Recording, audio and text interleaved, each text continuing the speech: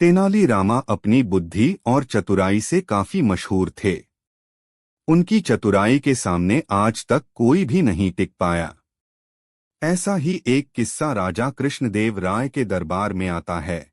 वहां भी तेनाली रामा अपनी चतुराई और बुद्धि से सबको आकर्षित करके रखा हुआ था।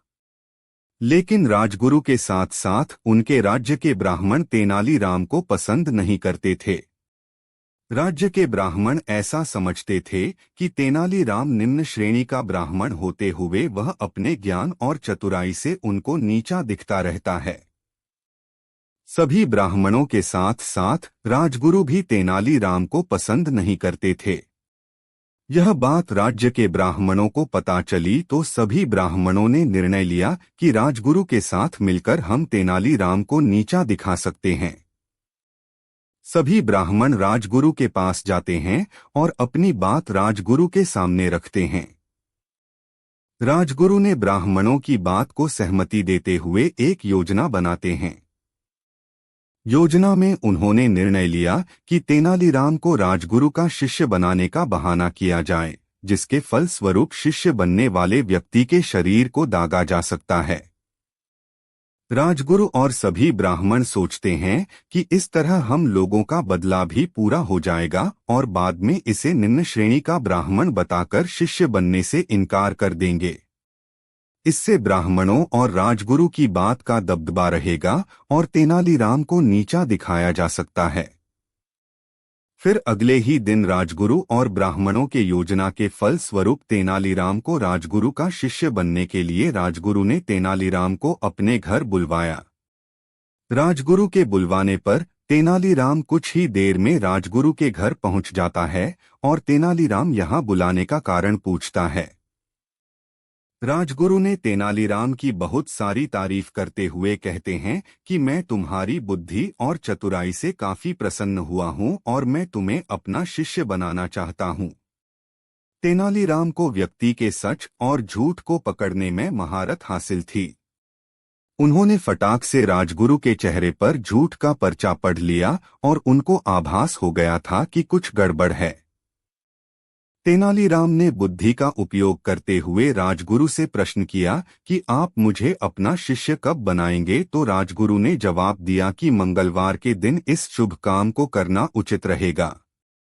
यह कहकर राजगुरु ने तेनालीराम को नए कपड़े दिए और कहा कि मंगलवार के इस अवसर के दिन तुम यह नए कपड़े पहन के आना और उपहार के रूप में आपको 100 सोने के सिक्के भी दिए जाएंगे।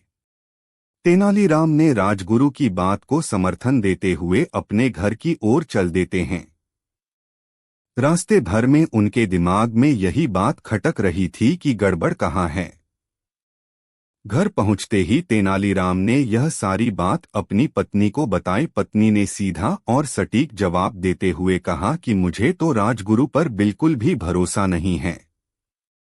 मेरी मानो तो आप राजगुरु को साफ साफ मना कर दो। राजगुरु जरूर आपके साथ कोई चाल चल रहे हैं।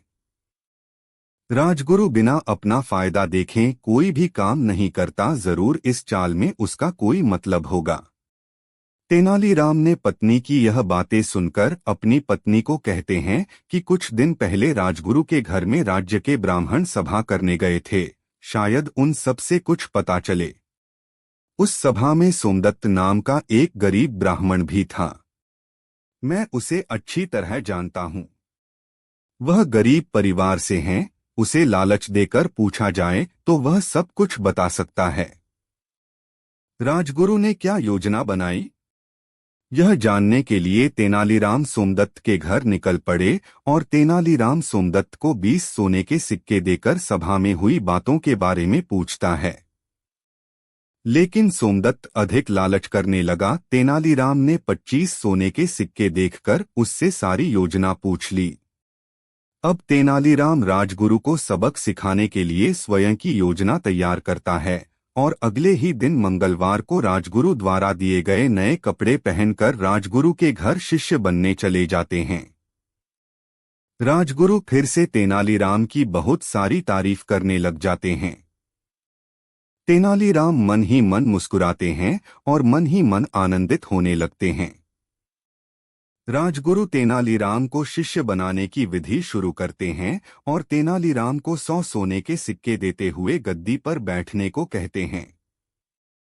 तेनालीराम 100 सोने के सिक्के लेते हुए गद्दी पर बैठने को तैयार हो जाता है और विधि को पूरा करने में लग जाते हैं। उसके बाद राजगुरु ने अपने ब्राह्मण साथी को शंख और लोहे का चक्र गर्म करके लाने के लिए कहता है ताकि विधि पूरी होने के बाद वह उसके शरीर को दाग सके। तेनालीराम के शिष्य बनने की आधी विधि पूरी होने के बाद वह 50 सिक्के राजगुरु के सामने फेंकता है और बाकी के सिक्के लेकर वह राजगुरु के घर से भाग जाता है। सभी ब्राह्मण साथी तेनालीराम के पीछे पीछे भागते हैं। बहुत देर तक तेनालीराम भागता है और बचने की कोई संभावना न देखकर वह थक हार कर राज दरबार पहुंचता है। वहां पर महाराजा ने तेनालीराम को हांफते हुए देखकर प्रश्न किया कि तुम्हारे पीछे कौन पड़े हैं और क्यों पड़े हैं? तेनालीराम जवाब देता है कि राजगुरु ने मुझे अपना शिष्य बनाने का निमंत्रण दिया था और मैं उनका शिष्य बनने के लिए तैयार हो गया था। लेकिन उस वक्त मुझे यह बिल्कुल याद नहीं था कि मैं निम्न श्रेणी का ब्राह्मण हूं। मैं राजगुरु का शिष्य नहीं बन सकता। जब शिष्य बनने की विधि शुरू हुई और तब मुझे याद आया कि मैं निम्न श्रेणी का ब्राह्मण हूं, तब तक आधी विधि पूरी हो चुकी थी और मैं आधी विधि में 50 सोने के सिक्के राजगुरु को सौंपकर और बाकी के सोने के सिक्के अपने साथ लेकर आ गया हूं। वास्तविकता में निम्न श्रेणी का ब्राह्मण राजगुरु का शिष्य नहीं बन सकता, लेकिन फिर भी राजगुरु मुझे दागना चाहते हैं। इतने में राजगुरु राज दरबार पहुंचते हैं। तब राजा राजगुरु से इस बारे में पूछते हैं तो राजगुरु जवाब में सच्चाई को छुपाते हुए कहते हैं कि मुझे ज्ञात नहीं था कि तेनालीराम निम्न श्रेणी का ब्राह्मण है, इसीलिए मुझसे यह भूल हो गई। राजा के सामने राजगुरु झूठ ही तेनालीराम की तारीफ करते हुए कहते हैं कि अच्छा हुआ कि तुमने समय रहते बता दिया कि तुम निम्न श्रेणी के ब्राह्मण हो और मैं तुम्हें अपना शिष्य नहीं बना सकता, वरना अनर्थ हो जाता। राजा तेनालीराम की इस ईमानदारी को देखते हुए बहुत प्रसन्न होते हैं। राजा तेनालीराम की ईमानदारी को देखते हुए उन्हें 1000 सोने के सिक्के उपहार स्वरूप भेंट में देते हैं। वहां पर फिर से एक बार तेनालीराम विजय हुई। कहानी की सीख: हमें किसी भी व्यक्ति को अपने से कम नहीं समझना चाहिए, सभी को बराबर मानना चाहिए। किसी भी समस्या का समाधान संयम और धैर्य से हो जाता है। एक समय की बात है, विजयनगर साम्राज्य के राजा कृष्णदेव राय हमेशा की तरह अपने महल में बैठे हुए थे। वहां पर अनेक कलाकार अपनी प्रस्तुतियां दिखाकर राजा को खुश कर रहे थे। तभी वहां एक चरवाहा अपनी फरियाद लेकर महाराजा के पास पहुंचा। महाराजा ने चरवाहा के महल तक आने का कारण पूछा। चरवाहा अपनी समस्या बताते हुए राजा से कहता है कि हे महाराज, मैं बहुत गरीब आदमी हूं। गांव की बकरियां चराकर मैं अपने परिवार का पालन पोषण करता हूं। मेरे साथ बहुत गलत हुआ। मेरे एक पड़ोसी के घर की दीवार मेरे बाड़े के अंदर ढह गई। दीवार के नीचे दबने से मेरी 2 बकरियों की मौत हो गई। जब मैंने अपने पड़ोसी से मरी हुई बकरियों का हर्जाना मांगा तो उसने साफ साफ इनकार कर दिया। चरवाहे की इन्हीं बातों को लेकर तेनालीरामा खड़ा होकर महाराज से बोलते हैं कि दीवार के ढहने पर उस अकेले व्यक्ति को दोषी मानना ठीक नहीं है। तभी महाराज ने तेनालीरामा से कहा कि दीवार ढहने का अपराधी कौन है? तेनालीरामा कहते हैं कि यह तो मुझे नहीं पता, लेकिन आप मुझे थोड़े दिनों का समय दीजिए ताकि मैं अपराधी को ढूंढ सकूं। महाराज ने अपराधी को ढूंढने के लिए उचित समय दे दिया। अगले दिन तेनालीरामा चरवाहे के पड़ोसी के घर पहुंच गया। उससे पूछा कि तुमने इसकी बकरी मरने का हर्जाना क्यों नहीं दिया? तभी वह व्यक्ति बोलता है कि मालिक, दीवार ढहने का दोषी मैं कैसे हो सकता हूं? दोषी तो वह हुआ जिसने यह दीवार बनाई है। तेनालीरामा पूछता है कि दीवार किसने बनाई? व्यक्ति बोलता है कि दीवार मिस्त्री ने बनाई। तभी तेनालीरामा मिस्त्री के पास पहुंच जाता है और उस चरवाहे का हर्जाना मांगते हैं। मिस्त्री ने साफ साफ मना कर दिया कि भगवान, मैं इसका दोषी नहीं हूं। दोषी तो वह है जिसने मुझे सीमेंट का मसाला बनाकर दिया। उसने उस मसाले में ज्यादा पानी डाल दिया, इसीलिए दीवार कमजोर बनी, जबकि मेरा काम सिर्फ उस दीवार में मसाला भरना था। तो आप उन मजदूरों के पास जाइए जिसने मुझे मसाला बनाकर दिया। तेनालीरामा उन मजदूरों के पास पहुंच जाते हैं और वही बात करते हैं कि चरवाहे का हर्जाना दीजिए। सारे मजदूरों ने हर्जाना देने से मना कर दिया और सभी मजदूर एक आवाज में बोले कि हमें बेकार में ही दोषी करार दिया जा रहा है, असली दोषी तो वहां है जिसने उस सीमेंट में पानी डाला था। तेनालीरामा ने कुछ सैनिकों को भेजकर पानी डालने वाले व्यक्तियों को लाने को कहा। थोड़ी देर में वे व्यक्ति भी उपस्थित हो जाते हैं। फिर से तेनालीरामा हर्जाने की बात करते हैं, लेकिन उन्होंने भी मना कर दिया। वे बोले कि हम इसके दोषी नहीं हैं। असली दोस्त तो वह है जिसने मुझे मसाला मिलाने के लिए बर्तन दिया। वह बर्तन इतना बड़ा था कि उसमें पानी का अंदाजा ना लगाया जा सका। तेनालीरामा उन व्यक्तियों से पूछता है कि आप लोगों को बर्तन किसने दिया। सभी लोगों ने जवाब दिया कि इस चरवाहे ने हमें बर्तन दिया। उन व्यक्तियों के इसी बात पर तेनालीरामा को अपना जवाब भी मिल गया और अपराधी भी। तेनालीरामा उस चरवाहे से कहते हैं कि असल दोषी तुम ही हो। तुमने ही उन लोगों को बड़ा बर्तन दिया जिससे वह पानी का अंदाजा ना लगा सके और मसाले में अधिक पानी डालने के कारण दीवार मजबूत ना बन सकी। इसके फलस्वरूप दीवार गिर गई। जब बात घूम फिरकर चरवाहे पर ही आ गई तब चरवाहा बोलने लायक ना रहा। वह सिर नीचे करके दरबार से रवाना हो गया। वही दरबार में बैठे सभी दरबारी एवं मंत्री तेनालीरामा की वाहवाही करने लगे और तेनालीरामा की बुद्धि की तारीफें की। महाराज ने भी तेनालीरामा की बुद्धिमता के लिए उन्हें 100 सोने की मुद्रा उपहार में दी। कहानी की सीख। इस कहानी से हमें यह सीख मिलती है कि हमारे साथ हुई अनहोनी के लिए किसी अन्य व्यक्ति को दोषी ठहराना उचित नहीं। सच्चाई किसी से नहीं छुपती, एक ना एक दिन सामने जरूर ही आ जाती है। एक समय की बात है, राजा कृष्णदेव राय के राज्य में सावन का सुनहरा मौसम था। खूब बारिश हो रही थी और धीरे धीरे करके बारिश इतनी बढ़ने लगी कि बारिश का पानी बाढ़ का रूप लेने लगा। राजा कृष्णदेव राय के राज्य में कई गांव बाढ़ से पीड़ित धीरे धीरे होने लगे और कई गांव बाढ़ के कारण खाली होना शुरू हो गए।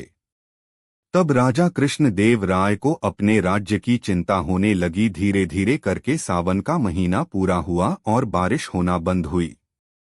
तब राजा कृष्णदेव राय दरबारी को बुलाया और कहा, जितने भी गांव बाढ़ से पीड़ित हैं उनका राहत बचाव कार्य किया जाए और जितने भी धन की आवश्यकता हो वह धन हमारे राज्य के राजकोष से लिया जाए। अपने दरबारियों में से एक मंत्री को उस राहत बचाव कार्य का मार्गदर्शन हेतु भेजा गया। जब उस मंत्री ने राजकोष का धन देखा तो उसके मन में लालच आ गया और उसने राहत बचाव कार्य करने के बजाय उस धन को अपने पास ही रख लिया और कुछ समय के लिए दरबार जाना बंद कर दिया। सारे दरबारी सोचते रहे कि वह राहत बचाव कार्य में व्यस्त है। यह बात देखकर तेनालीरामा कुछ संतुष्ट नहीं हुए और उसी दिन में राजा के समक्ष अपना दिनचर्या का कार्य करते और शाम के समय वह राज्य का ब्यौरा करने जाते कि राहत बचाव कार्य कैसा चल रहा है, और वापस आ जाते। कुछ समय बाद मंत्री जी आए और अपने किए गए कार्यों को बढ़ा चढ़ाकर बताने लगे। यह सुनकर तेनालीरामा अंदर अंदर हंसने लगे। बाहर उनकी हाँ में हाँ मिलाते रहे। कुछ समय बाद जब सब दरबारी अपने घर जाने लगे तो तेनालीरामा वहां रुक गए और यह देखकर राजा जी ने पूछा कि तेनालीरामा, आज आप यहाँ क्यों हैं, घर नहीं गए? तब तेनालीरामा ने कहा कि राजा जी, आपने मंत्री जी की प्रशंसा आज सही से नहीं की थी। आपको प्रजा के बीच जाकर मंत्री जी की प्रशंसा करनी चाहिए।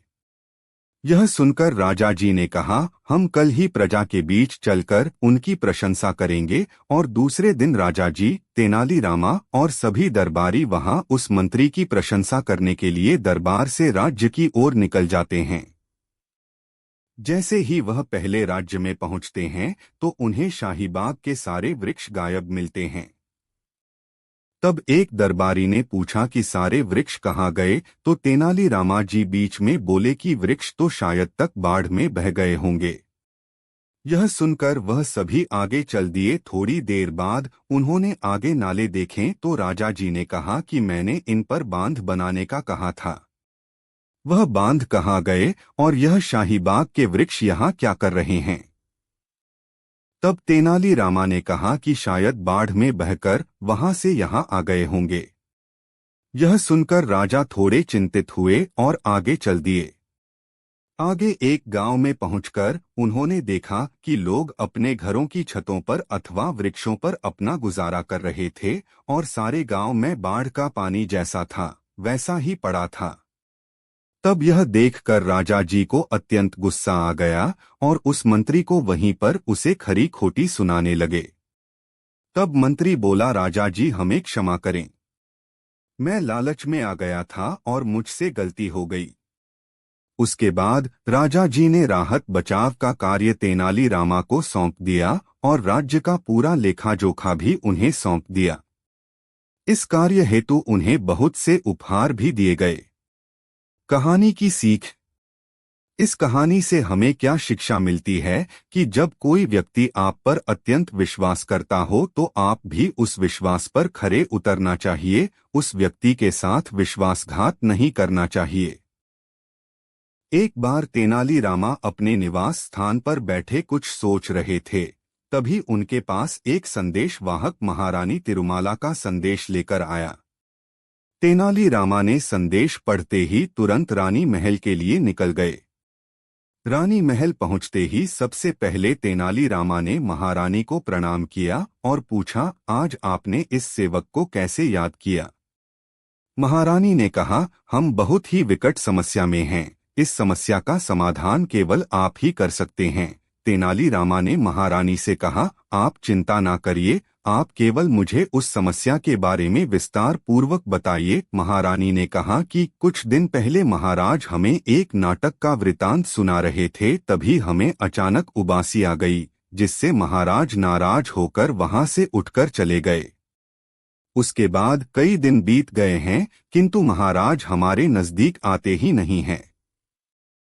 हमारी गलती नहीं होते हुए भी हमने महाराज से माफी मांग ली, किंतु उन्होंने हमें नजरअंदाज कर दिया।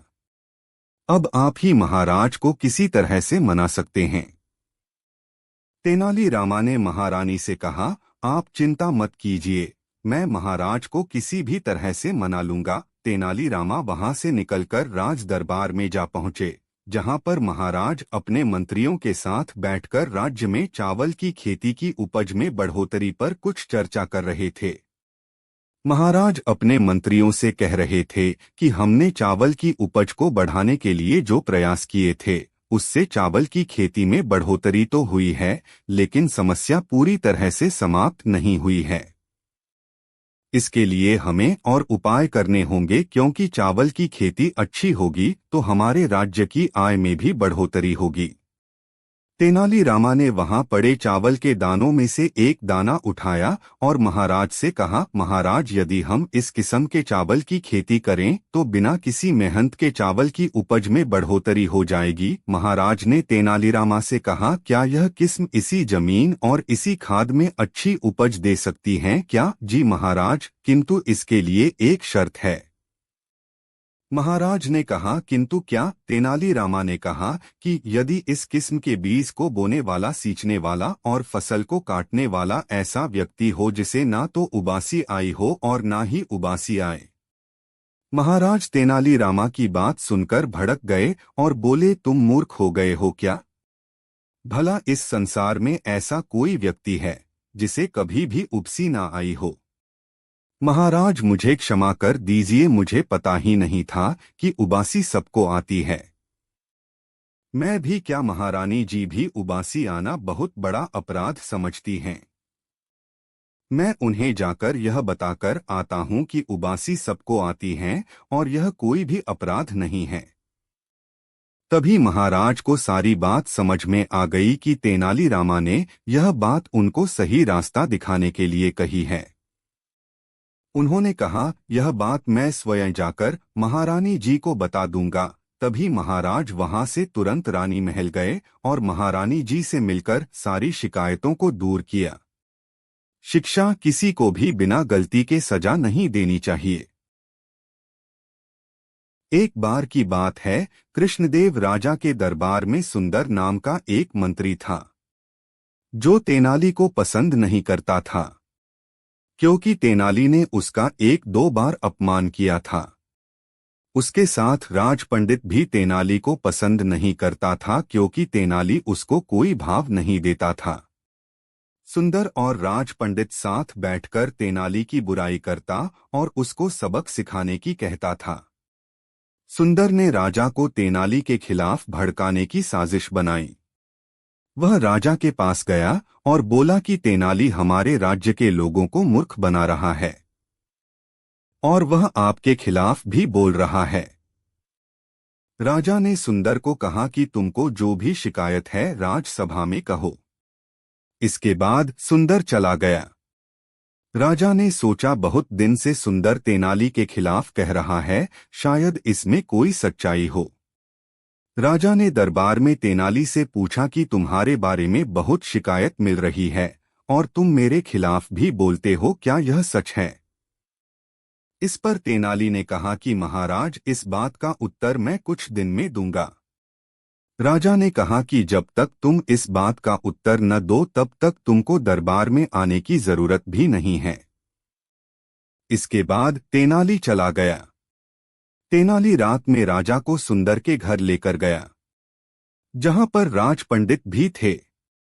सुंदर राज पंडित को कह रहा था कि मैंने राजा को तेनाली रमन के खिलाफ जो भी बात बोली, राजा ने उसको सच समझ लिया। वह यह कहकर खुश हो रहा था, लेकिन राज पंडित कुछ नहीं बोला। अब राजा को समझ आ चुका था कि सुंदर झूठ बोल रहा है। इसके साथ वह राज पंडित को भी भड़का रहा है। राजा ने तेनाली को कहा कि वह कोई तरकीब लगाकर राज पंडित को सुंदर से अलग करे। तेनाली ने कुछ दिनों बाद एक भोज का आयोजन किया, जिसमें सुंदर और राज पंडित को भी बुलाया। तेनालीराम ने खुद का और सुंदर का खाना साथ में लगाया, जबकि राज पंडित का खाना थोड़ी दूर लगाया। खाने के दौरान तेनालीराम सुंदर के कान में बिना कुछ बात बोले फुसफुसाने लगा और खाने के बाद तेनाली ने कहा कि इस गुप्त बात को किसी को मत कहना। राज पंडित ने जब सुंदर से उस गुप्त बात के बारे में पूछा तो सुंदर ने कहा कि तेनाली ने उसके कान में कुछ नहीं बोला। इसके बाद राज पंडित ने सोचा कि सुंदर जरूर मुझसे कुछ बात छुपा रहा है। पहले तो यह तेनाली की मुझसे चुगली किया करता था। इसके बाद से राज पंडित सुंदर से अलग रहने लगे। जब तेनाली ने राजा को इस बारे में बताया तो वह बहुत खुश हुए और उनने तेनाली की तारीफ की। विजयनगर साम्राज्य में विद्युल्ता नाम की एक अहंकारी महिला थी। उसे अपनी उपलब्धियों पर गर्व था और वह अपनी बुद्धिमत्ता का प्रदर्शन करना पसंद करती थी। एक दिन उसने अपने घर के बाहर एक बोर्ड लगा दिया, जिसमें किसी को भी 1000 सोने के सिक्के देने की पेशकश की गई, अगर वह उसकी बुद्धि और बुद्धिमत्ता को मात दे सके। कई विद्वानों ने उनकी चुनौती स्वीकार की, लेकिन उन्हें हराया नहीं जा सका। ऐसा तब तक हुआ जब तक कि एक दिन जलाऊ लकड़ी बेचने वाला एक आदमी नहीं आया। वह उसके दरवाजे के बाहर जोर जोर से चिल्लाने लगा। उसके चिल्लाने से चिढ़कर विद्युल्ता ने उस आदमी से अपनी जलाऊ लकड़ी बेचने के लिए कहा। उस आदमी ने कहा कि वह उसे मुट्ठी भर अनाज के बदले में अपनी जलाऊ लकड़ी बेच देगा। वह सहमत हो गई और उससे जलाऊ लकड़ी पिछवाड़े में रखने को कहा। हालांकि उस आदमी ने जोर देकर कहा कि वह समझ नहीं पाई कि उसने वास्तव में क्या मांगा था। फिर उसने कहा कि यदि वह उसे मुट्ठी भर अनाज की सही कीमत नहीं दे सकती तो उसे अपना चुनौती बोर्ड उतारना होगा और उसे 1000 सोने के सिक्के देने होंगे। क्रोधित होकर विद्युल्ता ने उन पर बकवास करने का आरोप लगाया। विक्रेता ने कहा कि यह बकवास नहीं है और चूंकि वह उसकी कीमत नहीं समझ पाई है इसलिए उसे हार मान लेनी चाहिए। ये बातें सुनकर विद्युतलता विक्रेता से निराश होने लगी। घंटों बहस के बाद उन्होंने प्रांतीय अदालत में जाने का फैसला किया। न्यायाधीश ने विद्युल्ता को जो कहना था उसे सुना और फिर जलाऊ लकड़ी विक्रेता से अपना स्पष्टीकरण देने को कहा। विक्रेता ने बताया कि वह एक मुट्ठी भर अनाज चाहता है, जिसका मतलब है एक मुट्ठी भर अनाज। चूंकि वह इसे समझने में असफल रही, विद्युल्ता को नुकसान हुआ और इसलिए उसे अपना बोर्ड उतारना पड़ा और विक्रेता को 1000 सोने के सिक्के देने पड़े। प्रभावित होकर न्यायाधीश सहमत हो गए और मामला सुलझ गया। विद्युतलता ने अपना बोर्ड उतारने के बाद विक्रेता से पूछा कि वह वास्तव में कौन था। उसे संदेह हुआ कि एक साधारण जलाऊ लकड़ी विक्रेता उसे सबसे अच्छा कर सकता था। तेनाली रमन ने अपना भेष उतारकर खुद को प्रकट किया। वह अभिमानी और दंभी विद्युल्ता को विनम्र होने का सबक सिखाना चाहता था। एक बार राजदरबार में तेनाली रमन को नींद आ रही थी। जब राजा कृष्णदेव राय ने यह देखा तो उन्होंने तेनाली रमन से कहा कि यह राजदरबार है, तुम्हारा घर नहीं है। तुम इस सभा की बेइज्जती कर रहे हो। तुम्हारी सजा यह है कि तुमको कुछ दिनों के लिए दरबार से निकाला जाता है। जब तेनाली रमन ने यह सुना तो वह चुपचाप वहां से चले गए जैसे कुछ हुआ ही न हो। इस पर एक मंत्री ने राजा को कहा कि देखा महाराज, आपने तेनाली रमन के तेवर, उसको इस बात से कोई फर्क ही नहीं पड़ता। राजा ने भी इस बात पर सहमति जताई। कुछ दिनों के बाद एक ब्राह्मण लड़का दरबार में आया। वह राजा से बोला, महाराज, कुछ दिन पहले तेनाली रमन नाम का आपका मंत्री हमारे आश्रम में रहने के लिए आया। हमारे गुरुजी की इजाजत से वह आश्रम में ही रहने लगा, किंतु आज सुबह जब वह नदी में स्नान करने के लिए गया तो उसका पैर फिसल गया, जिससे वह नदी में डूब गया। हमारे गुरुजी ने उसको बचाने की बहुत कोशिश की लेकिन बचा नहीं सके। नदी से उसका शरीर भी नहीं मिला। यह बात सुनकर राजा बहुत भावुक हो गए और बोले, मेरा अच्छा मित्र नदी में डूब गया। दरबार में मौजूद मंत्री भी इस बात पर शोक करने लगे। राजा ने ब्राह्मण लड़के से कहा कि मुझे तुम्हारे गुरुजी से मिलना है, जिसने मेरे तेनाली रमन को अंतिम दिनों में अपने आश्रम में सहारा दिया। इसके बाद लड़का राजा को आश्रम में लेकर गया। वहां पर लड़के के गुरु अपने आसन पर बैठे थे। राजा ने गुरुजी से सारी बात पूछी। उन्होंने गुरुजी से कहा कि क्या आप मुझे उस जगह ले जा सकते हैं जहां पर फिसल कर तेनाली डूब गया था। गुरुजी ने कहा कि तुम उस जगह को क्यों देखना चाहते हो, यदि तुम चाहो तो मैं तुम्हें तेनाली रमन से अभी मिलवा सकता हूं। इसके लिए तुमको अपनी आंखें बंद करनी होंगी। राजा ने अपनी आंखें कुछ समय के लिए बंद की। जब उन्होंने अपनी आंखें खोली तो तेनाली रमन को अपने सामने पाया। राजा ने तेनाली रमन को गले लगा लिया और बात की। राजा ने तेनाली से पूछा, गुरुजी कहाँ गए? तेनाली रमन ने कहा कि मैं ही गुरुजी हूं और मैं ही तेनाली। इसके बाद राजा को तेनाली रमन के नाटक का पता चल चुका था, लेकिन राजा तेनाली रमन को पाकर बहुत खुश थे। राजा कृष्णदेवराय को घोड़े बहुत पसंद थे और उनके पास राज्य में घोड़ों की नस्लों का सबसे अच्छा संग्रह था। खैर, एक दिन एक व्यापारी राजा के पास आया और उसे बताया कि वह अपने साथ अरब में सबसे अच्छी नस्ल का एक घोड़ा लाया है। उसने राजा को घोड़े का निरीक्षण करने के लिए आमंत्रित किया। राजा कृष्णदेवराय को घोड़ा बहुत पसंद था,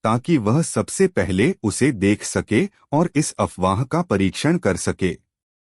ऐसा हुआ कि दोपहर के भोजन के समय राजा ने अपने भोजन में एक मक्खी देखी और रसोइये से उसे हटाकर नया दोपहर का भोजन तैयार करने को कहा। जब दोपहर का भोजन दोबारा परोसा गया, तब तक राजा की भूख खत्म हो चुकी थी और उन्हें एहसास हुआ कि यह अफवाह वास्तव में सच थी। सुबह सबसे पहले राम्या का चेहरा देखने से लोगों को शाप मिला। वह अपने लोगों के लिए यह नहीं चाहता था और उसने मांग की कि राम्या को फांसी दी जाए। परेशान होकर रामाया की पत्नी मदद के लिए तेनालीरामन के पास जाती है, क्योंकि वह अपने पति को खोना नहीं चाहती है। पूरी कहानी सुनने के बाद तेनालीरामन रामाया के पास जाता है और उसके कान में कुछ फुसफुसाता है, ठीक इससे पहले कि उसे फांसी पर चढ़ाया जाए। उसी दिन गार्ड रामाया से पूछते हैं कि क्या उसकी कोई आखिरी इच्छा है। राम्या का कहना है कि वह राजा को एक नोट देना चाहता है, जिसे उसे फांसी से पहले अवश्य पढ़ना चाहिए। पहरेदार यह नोट राजा तक पहुंचाते हैं। नोट में वे शब्द थे जो तेनालीरामन ने फुसफुसाकर कहे थे, यदि राम्या का चेहरा देखने से किसी की भूख खत्म हो जाती है, फिर जो व्यक्ति सुबह सबसे पहले राजा का चेहरा देखता है, उसकी जान चली जाती है। इसलिए कौन अधिक शापित है, राम्या या राजा? यह पढ़कर राजा को अपनी गलती का एहसास हुआ और उसने राम्या को आजाद कर दिया। शिक्षा अंधविश्वास के आगे न झुकें। एक दिन तेनालीराम और उसका मित्र झूले पर लेटे हुए थे और मंद समुद्री हवा का आनंद ले रहे थे। यह एक खूबसूरत दिन था और दोनों व्यक्ति मन ही मन मुस्कुरा रहे थे। अपने मित्र को देखकर तेनाली ने पूछा कि उसके मुस्कुराने का कारण क्या है। उसके मित्र ने उत्तर देते हुए कहा कि वह उस दिन के बारे में सोच रहा है जब वह वास्तव में खुश होगा। वह कब है? तेनालीराम ने पूछा। उसके मित्र ने उसे समझाया कि उसे वास्तव में खुशी होगी जब उसके पास समुद्र के किनारे एक घर होगा, जिसमें एक आरामदायक कार, एक बड़ा बैंक बैलेंस, एक सुंदर पत्नी और 4 बेटे होंगे जो शिक्षित होंगे और बहुत सारा पैसा कमाएंगे। इस एकालाप को बीच में काटते हुए तेनाली ने पूछा, इतना सब होने के बाद आप क्या करेंगे? जिस पर उसका दोस्त जवाब देता है, इस सब के बाद मैं अपने पैर ऊपर रख सकता हूँ, समुद्र की हवा और चेहरे पर सूरज का आनंद ले सकता हूँ। यह सुनकर तेनाली जोर से हंसता है और कहता है, लेकिन क्या तुम अभी ऐसा नहीं कर रहे हो? सारी मेहनत शून्य। राजा के दरबार में तथाचार्य नाम के एक बहुत ही रूढ़िवादी शिक्षक थे जो वैष्णव संप्रदाय के थे। वह अन्य लोगों, विशेष रूप से स्मार्थों को हे दृष्टि से देखता था। जब भी वह इस और अन्य संप्रदायों के लोगों को देखता था तो अपना चेहरा कपड़े से ढक लेता था। इस व्यवहार से तंग आकर राजा और अन्य दरबारी मदद के लिए तेनालीरामन के पास गए। राजगुरु के बारे में सभी की शिकायतें सुनने के बाद तेनालीरामन तथाचार्य के घर गए। तेनाली को देखकर शिक्षक ने अपना चेहरा ढक लिया। यह देखकर तेनाली ने उससे पूछा कि उसने ऐसा क्यों किया। उन्होंने समझाया कि स्मार्ट पापी थे और पापी का चेहरा देखने का मतलब था कि वह अगले जन्म में गधा बन जाएगा। तभी तेनाली के मन में एक विचार आया। एक दिन तेनाली, राजा, तथाचार्य और अन्य दरबारी एक साथ पिकनिक पर गए। जब वे पिकनिक से लौट रहे थे, तेनाली को कुछ गधे दिखे। वह तुरंत उनके पास दौड़ा और उन्हें सलाम करने लगा। हैरान होकर राजा ने तेनाली से पूछा कि वह गधों को सलाम क्यों कर रहा है। तेनाली ने तब समझाया कि वह तथाचार्य के पूर्वजों को अपना सम्मान दे रहा था, जो स्मार्थों के चेहरे को देखकर गधे बन गए थे।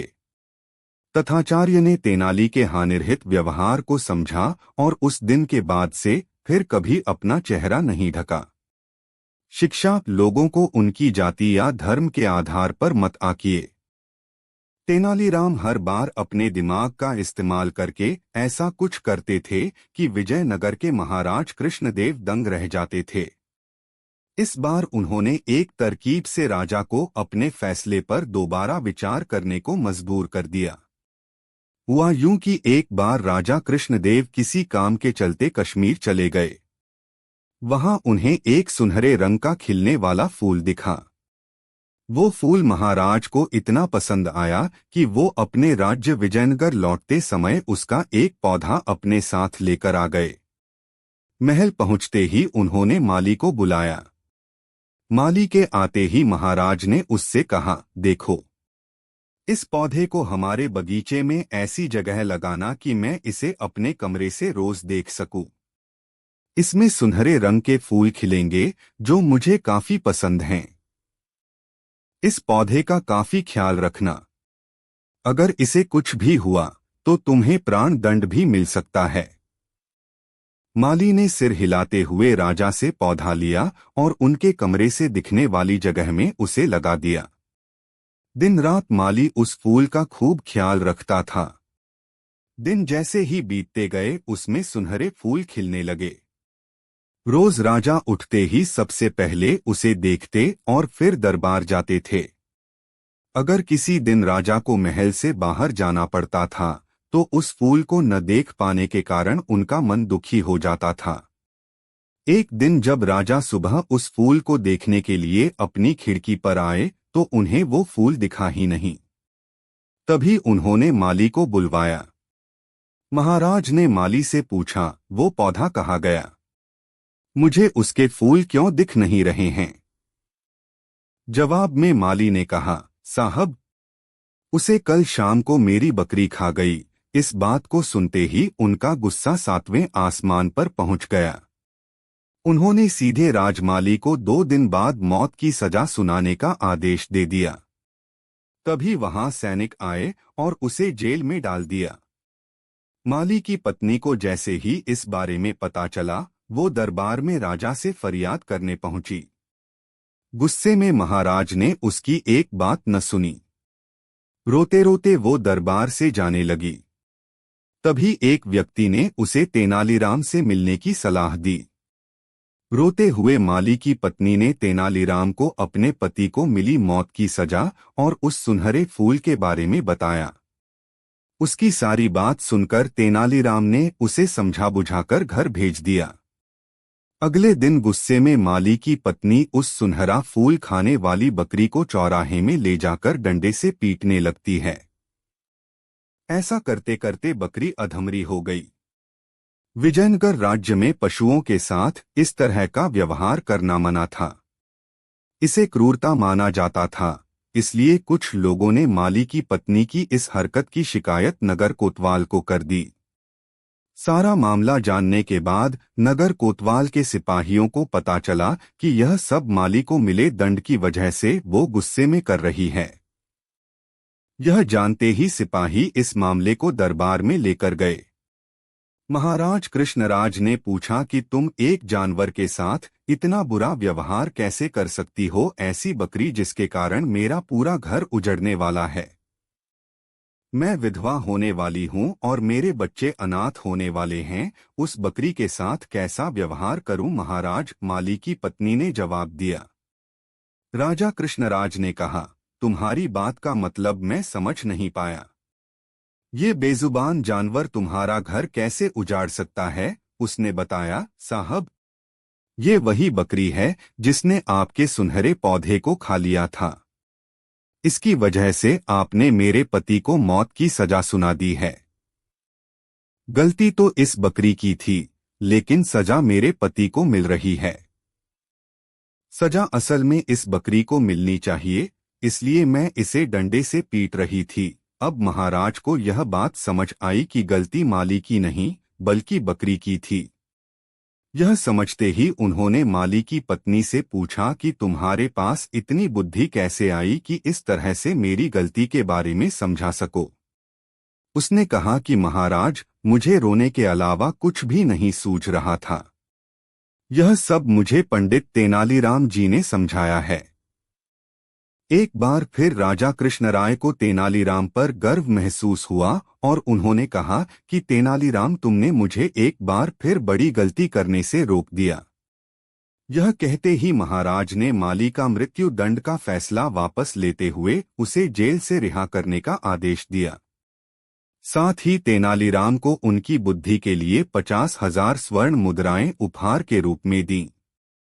कहानी से सीख: समय से पहले कभी भी हार नहीं माननी चाहिए। कोशिश करने से बड़ी से बड़ी मुसीबत से निपटा जा सकता है।